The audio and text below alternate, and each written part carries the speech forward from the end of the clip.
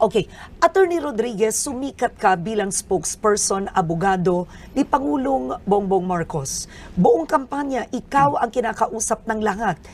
May libro ka nga ang nakalagay Kingmaker. Kabilang ka behind the scenes sa campaign. Isn't this absolute betrayal? From Marcos, ngayon na kay Duterte ka na. Magandang tanong yan, Karen. I have always been Duterte Marcos. And noong 2022, Marcos Duterte. At hanggang sa ngayon, magkasama kami ni Duterte. Ang nawala yung Marcos. Yan ang dapat mapaliwanag nila. Kami ni Duterte magkasama pa rin hanggang ngayon. Ano ba nangyari? Hindi ka lumabas noon, hindi ka nagpaliwanag. Bilang Executive Secretary, you were the shortest Executive Secretary in history, 79 days in office. You were forced to resign, tapos hindi ka naman naging Presidential Chief of Staff.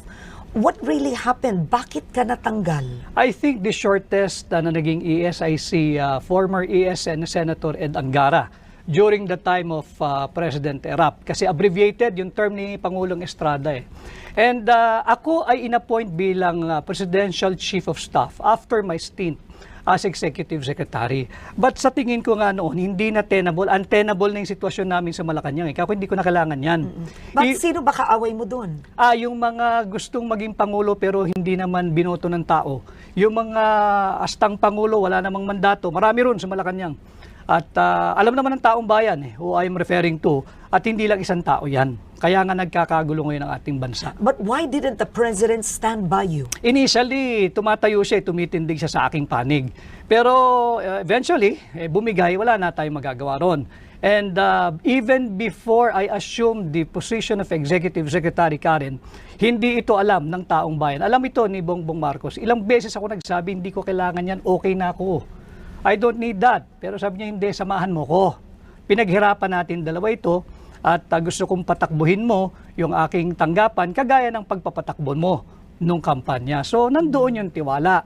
Presidente na yan Hindi naman lahat napapagkatiwalaan ng presidente. So, sige, tinanggap ko yung hamon. Pero as we go along, sabi ko, hindi ko kailangan ito, Mr. President. Exit na ako. Okay ako. Okay ako. Huwag mo akong problemahin. Ayos ako. That is why, even in the commission on appointments, kinakailangan nila sumulat sa akin. Hinihingi yung documents ko. At yun, nag-meeting din kami ni Bongbong Marcos doon sa kanyang private office. Sabi niya, ba't wala kang dokumento? Hindi ako upo dyan. Hindi ako magpapa sa ilalim sa CA. Ambush yan. But why did you become a critic of the President? Pwede namang nag-resign ka, tumahimik si Attorney Vic Rodriguez, sinaportahan mo on the side, bakit ngayon napaka-active critic mo? Ang sinasabi ng ilan, porket wala lang sa posisyon, eto na siya, kritiko na. Hindi ko kailangan ng posisyon, Karen. Ako nga yung lumayo sa posisyon Tanungin mo ang sambayan ng Pilipino. Ilan ang kayang gumawa ng ginawa ko? I walk away from being the ES. Meron akong appointment as the Presidential Chief of Staff. Meron ba talaga yun? Meron, nasa libro ko. Because sinabi nila na walang ganun. Hindi, pirmado ni Bongbong Marcos yun. Alam niya yun. Kaharap nung pinirmahan niya, inabot niya sa akin si Naida Angping na ginawa kong PMS Secretary. Si Anton Lagdameo kaharapan. At yung maraming PSG. Pirmado yun. Sa akin ang original hanggang ngayon. At ready ako ipakita yan kahit saang forum. Why did you have to be a critic? Yun ang tanong ng ilan. Sapagkat nakakaya ka rin Ikaw na rin nagsabi, ako lahat ang kinakausap ng tao. Ako yung nakaharap. Mukha ko yung nandoon, salita ko yung nandoon. Tapos iba na ginagawa nung taong ikinampanya ko ng mabuti at tinangkilik naman ng tao. Hindi ito yung aming pinag-usapan. Hindi yung ganitong uri ng pamumuno ang aming napag-usapan. This is not the kind of governance and leadership that we agreed to have pag siya'y pinalad at tangkilikin gawing Pangulo. Yan ang katotohanan. Ngayon, tumatakbo kang senador pero tinatanong ng ilan, bakit namin iboboto si Attorney Vic Rodriguez gayong nung nasa gobyerno siya, nagkaroon ng ilang kontrobersya. Hindi natin kailangan isa-isahin at idetalye ngayon, but there was the sugar fiasco, issues with appointment, yung na-appoint mo sa Ports Authority, etc., etc. Ang tinasabi ng ilan, pumalpak nga siya doon ba't ngayon senador pa? Kasi kasinungalingan yun. Wala akong palpak, Karen. Yung sugar fiasco, ako ang nagpahuli ng mga asukal. At dito sa programa mo, daming nanonood dito, kung merong makakapagpakita ng dokumento na pinirmahan ko yung Sugar Order number 3. Sa iyong programa, Karen, exclusive mo ito, I will withdraw my candidacy for senator. At yung appointments for sale, hanggang ngayon, hindi ako sumailalim at isiniilalim sa kahit anong investigation. Wala ako ni isang kasong administratibo, civil, at best criminal. Wala. So lahat ito'y paninira. Balikan ko lang yung sa Ports Authority na sinasabi nilang bayaw ko. Si Ginoong Chet Pastrana nakilala ko lang nung kampanya. At kaya pinagkatiwalaan namin tagadala ng pera para sa mga watchers. At hindi ko bayaw yan. At baka magduda ang asawa ko na meron pa akong ibang pinakasalan pag nagpatuloy yung chismis na bayaw ko si Chet. Yun ang aming biruan ni Chet. Ay hindi ko kaano-ano si Chet.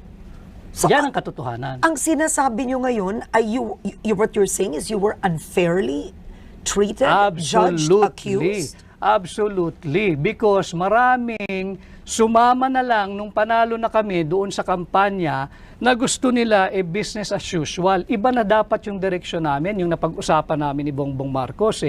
Wala kaming kasama noon, Karen. Alam kong alam mo, walang gustong sumama kay Bongbong Marcos matapos ang 2016. Kaming dalawa lang ang magkasama. Kahit nung siya'y nag-announce ang kandidatura, wala kaming mga branded names in politics. At nung mananalo na, nandyan na yung mga Johnny come lately. At ang gusto, sila pa ang una sa pila. Hindi ako pumayag. Bakit? Ang kasama namin, ordinaryong tao Yun muna ang unahin natin na i-recognize. Hindi yung mga branded politician na nandyan na naman at the very first opportunity na magkamal ng yaman, magnanakaw na naman yung mga yan. Yan ang aking linabanan. Kaya ako tumatakbo. Hindi ba masakit ito sa iyo personally? In your book, sinulat mo doon na namatay ang iyong nanay. At ni hindi nagbigay ng condolence, hindi nagbigay ng kahit anuman na message, bulaklak ang Pangulong Marcos. This is correct, no? Tama yan. Yeah. Considering yung pinagsamahan nyo, pinagdaanan nyo, what do you make of this whole experience? Masakit talaga yun. Dahil tinuring mong kaibigan inakay mo, magkasama kayo doon sa isang bahagi ng buhay niyang napakadilim. At hanggang sa dahan-dahan ay nakikita namin na pasikat ng araw kami magkasama. At nung dumating sa puntong mababang-mababa na punto ng aking buhay, dahil nanay ko yun niha-niho, wala kang narinig, masakit yun. At hindi ko hahangarin na mangyari sa kanya o kung kanino man yung eksperyensya kong yun at naramdaman kong yun. But how angry are you? Because I'll be honest, you attended the rally in Tagum City. Tinawag ni Pangulong Duterte na bangag si Pangulong Marcos. Nandun ka, nakaupo ka doon. Bakit kailangang nandun ka? Bakit? Bakit kinakailangan ko bang alam kung sasabihin ni Pangulong Duterte? At kami pag magkakasama, hindi kami nagtatanungan anong sasabihin mo, anong sasabihin ko. Wala kaming ganun. Sinabi ni Pangulong Duterte yung sinabi niya dahil marahil meron siyang dahilan. At ako naman, ang lagi kong sinasabi, ulitin ko, dito sa iyong programa, kahit nung magkasama kami ni Bongbong Marcos, lumabas yan And I feel guilty because I'm the one who went around the town and showed everybody yung kanyang negative drug result test. But di ba totoo yun? Kaya nga ang akin, para matapos na yung usapang yan, sumailalim na sa isang open, fair, transparent hair follicle drug test. Para matapos na yan. Kung totoo, di tapos ang usapan. Kung hindi, sampal niya yung resulta doon sa mga nag-aakusa sa kanya. O ito, negative ako. Ganun lang naman yan para matapos na. After all, you're the elected president. At dapat siguro, leadership by example, gawin mo na para matapos na. Sinabi mo during your filing of candidacy, you're sick of corruption, they should temper the greed. How bad is the corruption now? Very bad. What makes you say that? Look at what happened sa Bicol. 200 inosenteng Pilipino patay dahil ninakaw yung flood control funds. Hindi katanggap-tanggap yun. Hindi katanggap-tanggap yun, Karen. Dapat yung nakapagpasko, kagaya nating dalawa, kagaya ng maraming Pilipino kasama pamilya, patay O paano gagawin natin doon? Sorry? Hindi sila nag-sorry. Patay yun dahil ninakaw. Yung flood control funds, nasaan yung 5,500 flood control programs? Yan ang dapat natin pinag-uusapan. Yan ang dapat iniimbestigahan, hindi yung kung ano-ano.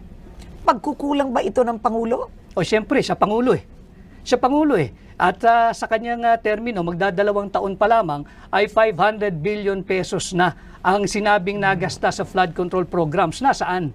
Nasaan? Yung sa Bicol na nalubog, bilyong-bilyong piso yun. Bakit nalubog?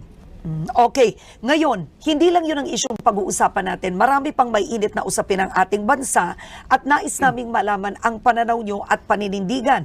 May 10 tanong dito sa harapan nyo. Pumili kayo ng 5, tapos ibibigay nyo sa akin. Susubukan natin sa loob ng 6 na minuto. Sasagutin nyo to. Okay, I have to choose the 5 now. You know, choose one and give it to me. Okay. One first. Okay. All right. Ano ang masasabi mo sa paggamit ng confidential funds ni Vice President Sara Duterte? Hindi lamang dapat yung kay Vice President Sara Duterte imbestigahan. Lahat ng gumagamit ng confidential funds, kung may iimbestigahan, lahat. Pero hindi pwedeng isa ang lang. tanong is about Sara Duterte. Yung paggastos niya ng confidential funds, sinabi niya hindi siya magpapaliwanag sa Kongreso. Tama ba yon? Tama, sapagkat binibigyan siya ng COA until January or February of this year to comply with documentation. Yung notice of disallowance, Karen, ito'y malaking kasinungalingan. Ang notice of disallowance ay hindi kasong kriminal. Hindi yun finding of guilt. Yun ay para remedyohan mo yung mga kulang na dokumentong pinapasumiti sa'yo. At binibigyan pa siya ng January or February of this year. Therefore, the investigation conducted by the House of Representatives, if at all, premature. Huwag mong pangunahan ng COA. Constitutional duty ng COA yan. Article 9, Paragraph D, Section 3. So, Attorney, naniniwala kang walang maling paggamit si Vice President Sara Duterte sa confidential funds? Hindi pa dapat husgahan dahil meron pa siyang period to comply. So lahat ito premature. Let COA do its job. Huwag pakialaman ng Kongreso yung trabaho ng COA because it is not the core function of Congress to do the function of COA. Okay, next. Okay, next question. Pabor ka ba na gawing legal ang divorce sa Pilipinas? Hindi ako komportable diyan sa pagpapalegal ng gagawing legal ang O divorce. bakit? Ayaw mo yung salitang divorce? Sapagkat nandyan na yung annulment at yung legal separation. At sa tingin ko, sapat na yan. At again, on constitutional ground, mahirap naman basta lang tayong susuong sa divorce bill dahil malinaw na kinikilala ng ating saligang batas, Article 2, Section 12 of the Constitution. Pinapalakas kinikilala ang pagiging sagrado ng pamilya. In fact, it is treated as the basic autonomous social institution na dapat palakasin. So on constitutional ground, may reservation ako sa divorce bill. Next. Yan. Okay. Paano mapapahusay ang kalidad ng edukasyon ng Pilipinas? O siguro ang tanong na lang, magkomento ka sa edukasyon ng Pilipinas ngayon at sa pagbawas ng budget. Kulelat tayo, di ba? Kulelat tayo sa math, sa reading, sa science, at sa spelling. Tapos binawasan pa ni Bongbong Marcos ang 12 billion. Lalo tayong malulubog. We are not using our public money to do proper public investment. So maling-mali na bawasan mo ng 12 billion pesos ang Department of Education at isang kalang mo ang kinabukasan ng kabataang Pilipino, unahin mo ang ayuda ng mga mambabatas. Yan, maling-mali yan. Ang tanong ko sa iyo, kung naging senador ka, anong gagawin mo? What legislation will you do? I will work on amending the plunder law. Ibababa ko yung threshold ng plunder from 50 million to 5 million. At pag nagawa ko yan, Baka lahat makulong na. hindi lang yan, Karen. Pag nagawa ko yan, ibabalik ko ang death penalty. Yun ang kaparusahan. Sapagkat higit pa sa heinous crime ang pagnanakaw. So ang plunder para sa iyo 5 million pesos tas death penalty. Yes. Okay. Dahil ang pagnanakaw ay pagnanakaw kahit magkano pang halaga yan. At singit ko lang, kahit sa banal na kasulatan, ang nakalagay lang doon, thou shall not steal, period. Hindi sinabing thou shall not steal ng more than 50 million. So wag nating paguluhin ang buhay natin, wag kang magnakaw, period. Alright, next. Ay, ano ko, nagalaw ko to. Pumili okay. ka ng iba. Here. Yan, okay.